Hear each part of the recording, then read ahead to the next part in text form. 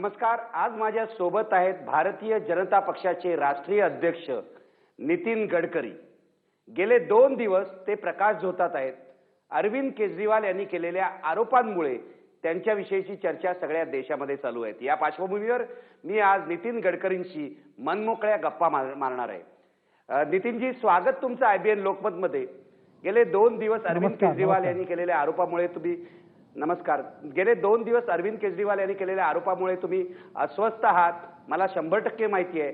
तुम्ही संतापलाही असाल, कारण सार्वजनिक जीवनामध्ये अशा तऱ्हेचे आरोप तुमच्यावर यापूर्वी कधीही झाले नव्हते. तरी सुद्धा तुम्ही आमच्यासाठी वेळ दिलात आणि ही आपली पहिली मनमोकळी मुलाखत आहे. मी आज तुम्हाला मोकळेपणाने सगळं विचारणार आहे. तुम्ही शांतपणे उत्तरं द्यावीत एवढी माझी किमान अपेक्षा आहे. गडकरीजी, माझा पहिला प्रश्न हा आहे की अरविंद केजरीवाल यांनी तुमच्यावर एक गंभीर आरोप केला की तुमचं आणि अजित पवार यांचं साटलोटं आहे आणि अजित पवारांनी तुमच्या संस्थेला नियमाबाहेर जाऊन सिंचनासाठी अधिग्रहित केलेली जमीन दिली. यावर तुमचं काय म्हणणं आहे? पहिली गोष्ट अशी आहे की 1983-84 मध्ये वडगाव धरणाचं काम सुरू झालं.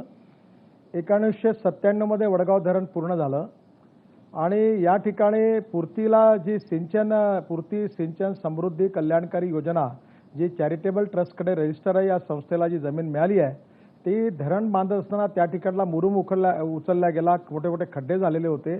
त्यात कोपऱ्यावर जी एक जमीन आहे तेवढी फक्त कोपरा मोकळा होता आणि इथे बाभळीचे झाडं, सगळा कचरा होता. आणि त्यानंतर मी 2006-05 साली ती जमीन जी आहे ती पडीत आहे, तिथे काहीच होत नाही, तर ती नर्सरी करता मी त्यावेळी यांना मागितली होती. आणि ही पहिली गोष्ट, मी तुम्हाला या जमिनीचा पुरावा देतो. 7/12 देतो. 7/12 दाखव. ही जमीन आजही महाराष्ट्र सरकारच्या नावाने आहे. मला अजित पवारांशी साटलोट करून कोणत्याही प्रकारची जमीन मिळालेली नाही आहे. निखिलजी, हा बघा 7/12, हा 7/12 महाराष्ट्र सरकारच्या नावाने ही जमीन आहे. ही पूर्ती समृद्धी सिंचन योजने नावाच्या संस्थेला, चॅरिटेबल ट्रस्ट खाली रजिस्टर असणाऱ्या संस्थेला मिळालेली आहे. 11 वर्षाच्या लीजवर. याचा 50,000 रुपये महिना किराया आहे. ही कंपनीला मिळाली नाही. काल तुमच्या इथे त्या वारंवार आरोप करते कंपनीला मिळाली, प्रायव्हेट माणसाला मिळाली.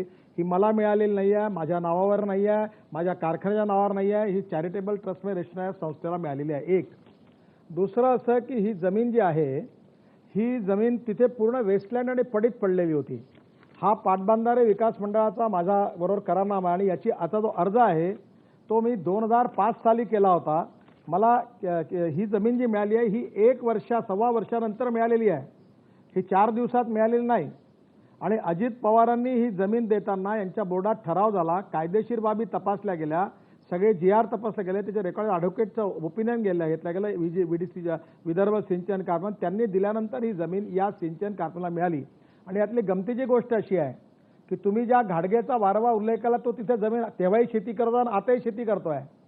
त्याची जमीन पूर्ती समृद्धी सिंचनला मिळाली, ती आम्ही ताब्यातच घेतली नाही, तिथे तो करतोय. दुसरं जे तुमचं नाव होतं, ज्याचं नाव आहे भगत, त्याची जमीन आम्हाला मिळालीच नाही आहे.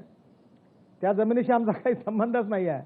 आणि घाडगेच्या जमिनी तिथे आम्ही सोलर फेन्सिंग टाकलं, जमीन लेवल केली, पडीत जमीन उठवली. आणि या ठिकाणी आम्ही ज्या वसंतदादा शुगर इन्स्टिट्यूटकडनं जे नवीन जाती उसाच्या येतात त्याचे रोपं तयार करून ते सॅम्पलिंग करून आम्ही शेतकऱ्यांना वाटायचं काम करतो. ते 10-11 रुपयात एक रोप पडतं, ते 5 रुपयामध्ये शेतकऱ्यांना आम्ही कमी पैशात ते देण्याचं काम करतो आहे.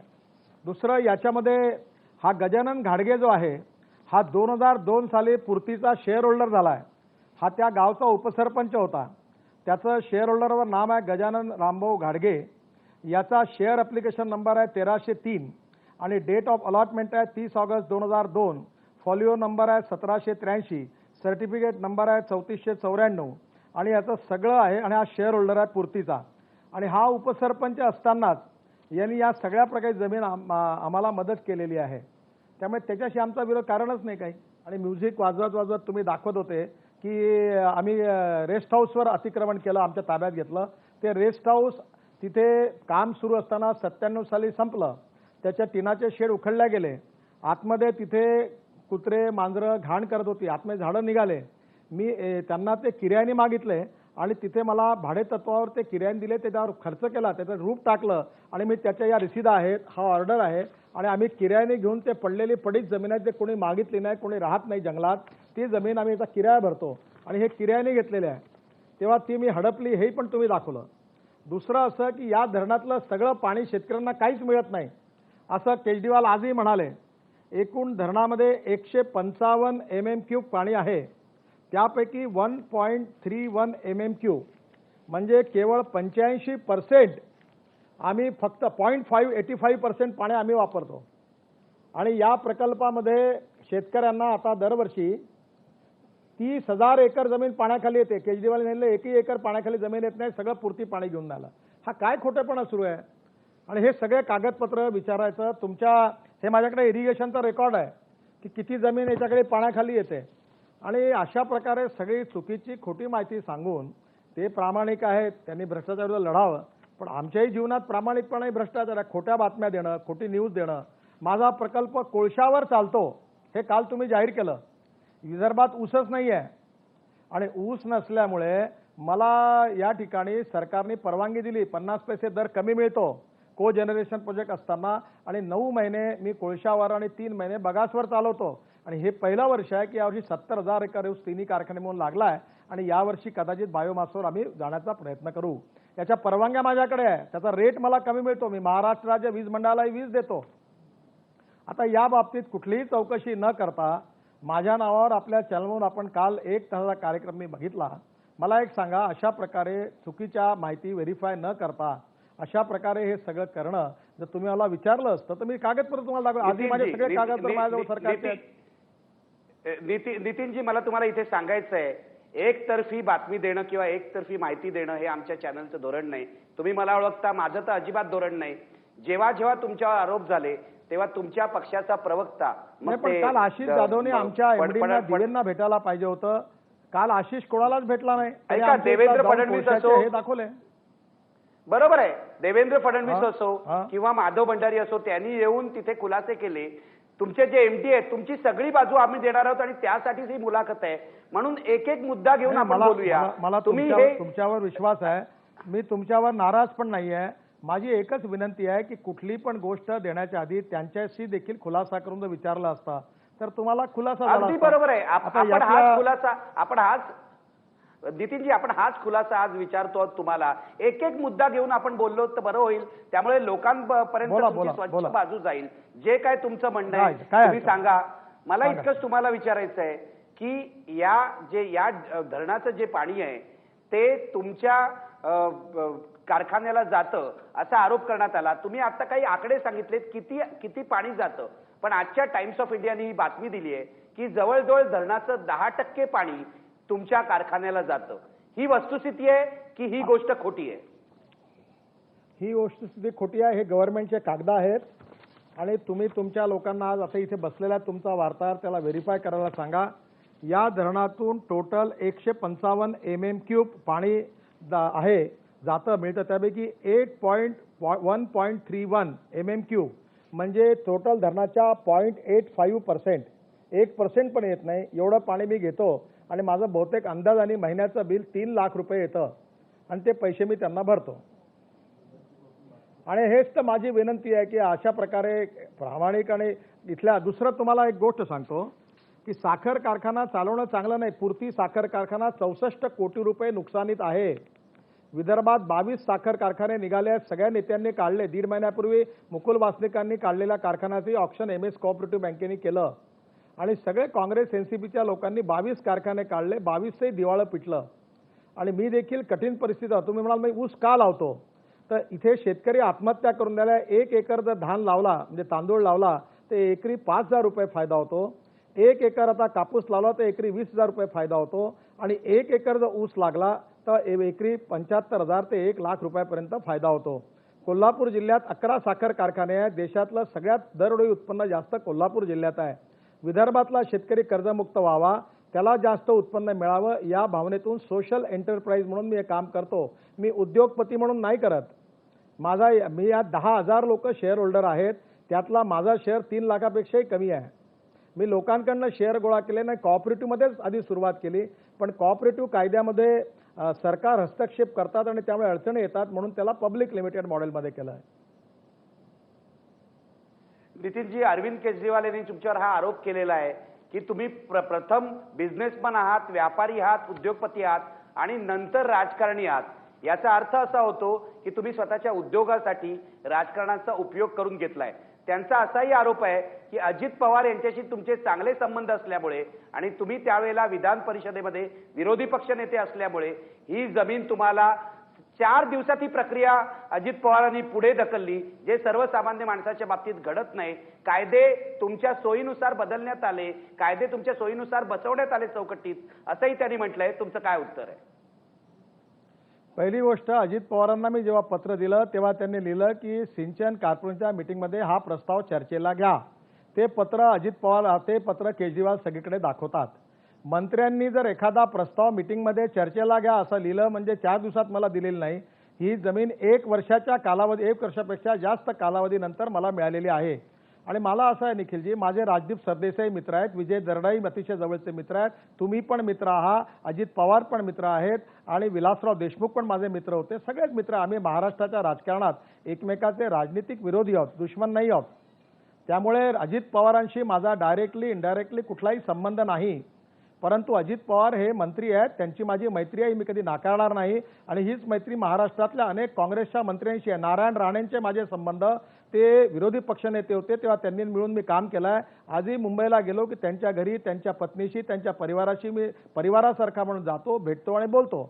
असे संबंध ठेवणं काही गैर नाही आहे. पण अजित पवारांनी कोणतं मला काम दिलं, कोणतं त्यांनी माझ्यावर उपकार केले आणि 1 वर्ष त्यांच्या डिपार्टमेंटला फाईल फिरून मग त्याच्यावर ते मंजूर झाल्यावर कायदेशीर ओपिनियन ॲडव्होकेटचं घेतल्यानंतर सगळ्या फॉर्मॅलिटी पूर्ण केल्यानंतर मला मिळाली. काल त्या बाई तुमच्या समोर खाजगी कंपनीला मिळाली, खाजगी व्यक्तीला मिळाली.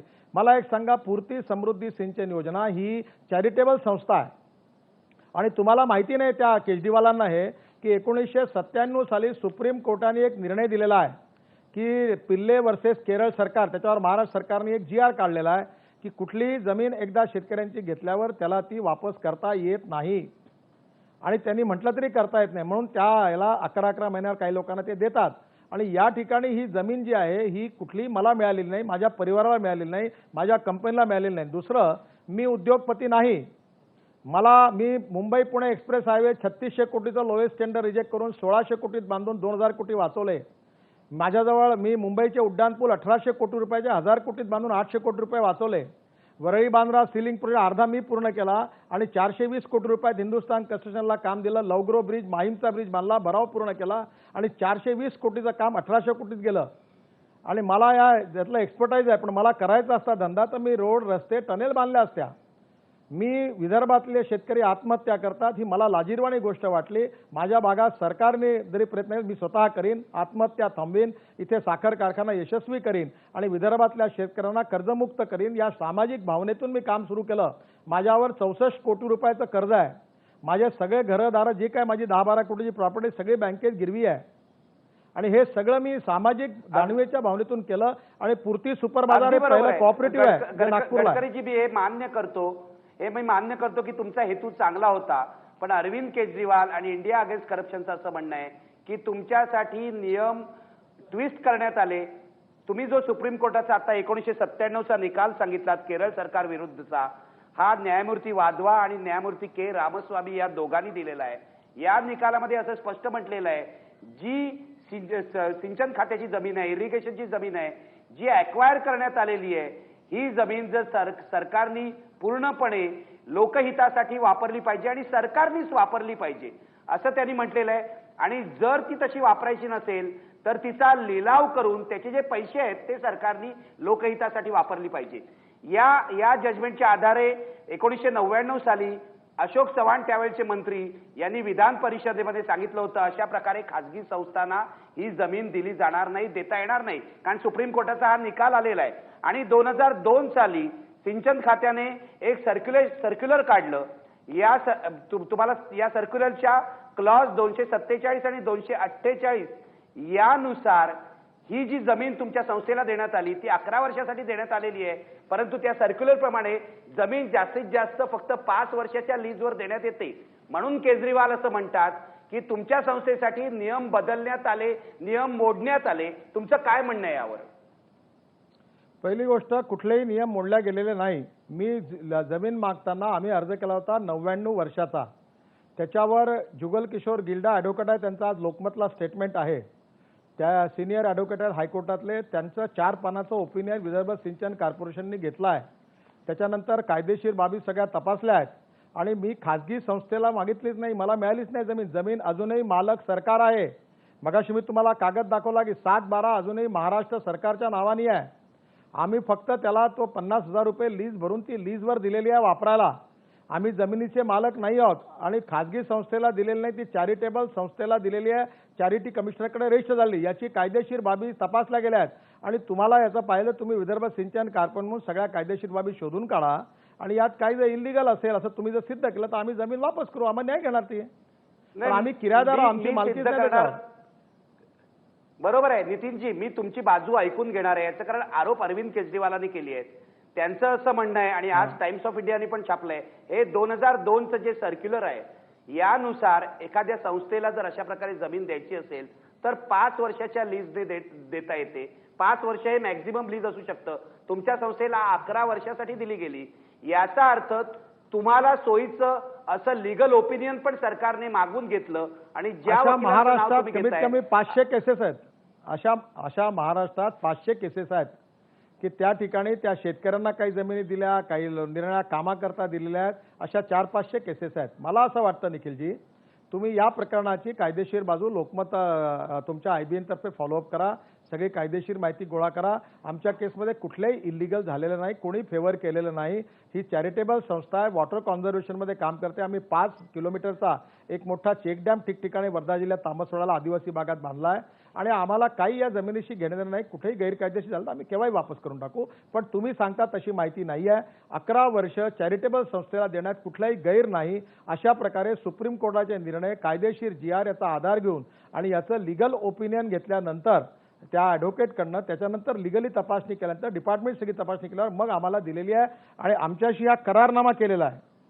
हा करारनामा पण मी तुम्हाला दाखवतो.